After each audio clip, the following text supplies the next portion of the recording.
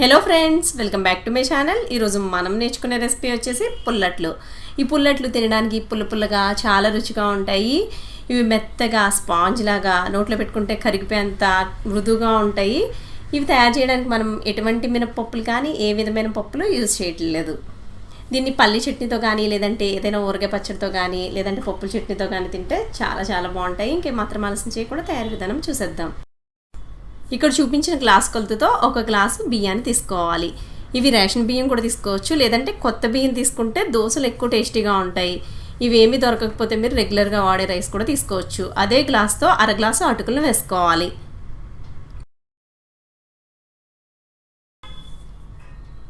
ఒక tea spoon మెంతులను వేసుకోవాలి. ఇప్పుడు ఇందులో వాటర్ వేసుకుని 2 సార్లు శుభ్రంగా వాష్ చేసి పెట్టుకోవాలి. ఇక్కడ పుల్లటి మజ్జిగను 1/2 లీటర్ తీసుకుని వేసుకుంటున్నాను నేను.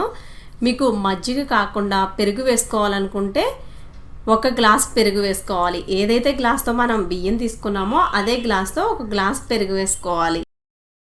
1 గ్లాస్ పెరుగు వేసుకుని మునిగేంత వరకు వాటర్ వేసుకోవాలి. ఇప్పుడు దీన్ని 4 నుంచి 5 గంటలు నాననివ్వాలి, లేదంటే రాత్రంతా కూడా మీరు నానబెట్టుకోవచ్చు. 5 గంటలు నానిన తర్వాత చూడండి, చక్కగా నానిపోయిన బియ్యం అటుకులన్నీ కూడా. దీన్ని ఇప్పుడు మిక్సీ జార్లోకి తీసేసుకుందాం. మనం ఇందులో వాటర్ వేయాల్సిన అవసరం లేదు, ఈ వాటర్ సరిపోతుంది. మనకి దోశ బ్యాటర్ కన్సిస్టెన్సీ వచ్చేంత వరకు గ్రైండ్ చేసుకోవాలి. అవసరమైతే వాటర్ వేసుకోండి. మీరు పెరుగు కానీ మజ్జిగ కానీ ఏది తీసుకున్నా ఖచ్చితంగా పుల్లగా ఉండాలి. చూడండి, మనకి మెత్తగా గ్రైండ్ అయిపోయింది కదా. దీన్ని ఒక గిన్నెలోకి తీసేసుకోవాలి.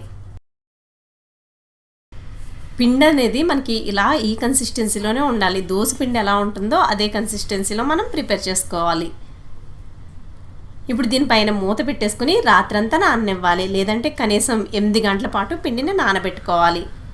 8 గంటల తర్వాత చూద్దాం. చూడండి, మనకి పిండి అంతా పులిసి మనకి పిండి రెడీ అయిపోయింది. ఇందులో రుచికి తగినంత ఉప్పు వేసుకుని బాగా కలుపుకోవాలి. పుల్లట్లు వేసుకోవడానికి మనకి పిండి రెడీ అయిపోయింది.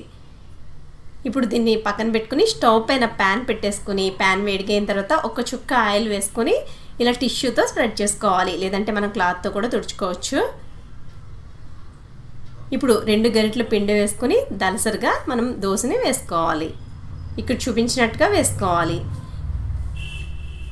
చుట్టూ ఆయిల్ వేసుకోవాలి. ఈ దోశ మనకి చిల్లులు కింద వస్తుంది చూడండి. వీటిని మీడియం ఫ్లేమ్లోనే వేయించుకోవాలి. ఒకవైపు మంచి కలర్లోకి వచ్చిన తర్వాత రెండో వైపుకి తిప్పుకోవాలి. రెండో వైపు తిప్పుకున్న తర్వాత 6 నిమిషం వేయించుకుంటే దోశ వేగిపోతుంది. చూడండి, మనకి పుల్లట్టు రెడీ అయిపోయింది. దీన్ని ఒక ప్లేట్లోకి తీసేసుకుందాం. ఇలాగే మిగతా వాటిని కూడా వేసుకోవాలి.